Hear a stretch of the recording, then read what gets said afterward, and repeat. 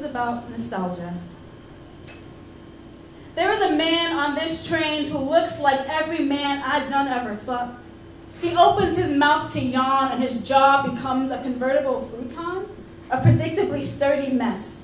He looks like Mike, the way he just surrenders shame about having any kind of body at all. He turns his head up towards the flickering map and in my head, his eyes swallow fluorescence so hard they implode. Anyway, something about him echoes of Dan. He plugs himself in, presses play, quells a smile, and I want to say, Trevor, let it go. Laugh the funk out. But I still hate Trevor, so I just watch him hide his happy. And that's how I know he's Kyle.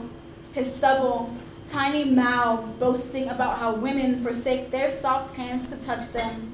They whisper that shit like they know I ain't been touching for a long time now. So now I'm crying.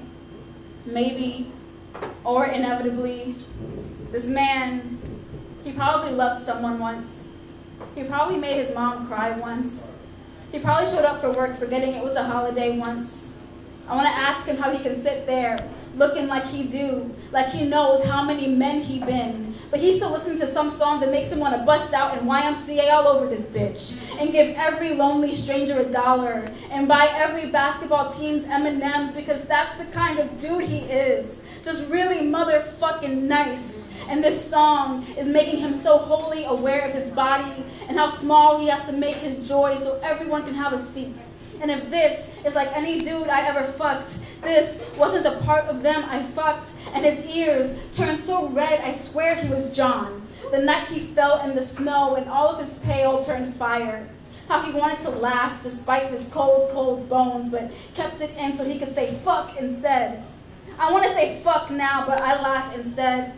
Now everyone on this train looking at me like I'm the cousin at the function who showed up drunk and flirts with all the married men. Like I'm the loudest person in the movie theater. And this is the scene where we bury good old Dr. Joe, and I'm just like, that's not what death looks like. This man, he looks at me, and I want to believe he sees me and not all the women he done ever fucked. This man, he just looks so je ne sais quoi, except for the twitch of his nose. That's like Patrick, who I told to choke me, but he couldn't.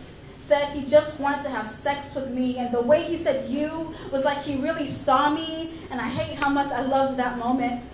This man, he can see me remembering, and that's probably not why he got off the train at that stop. That stop is probably just where the fuck he lives. But it felt like he left as if to say, I'm sorry. I'm so, so sorry.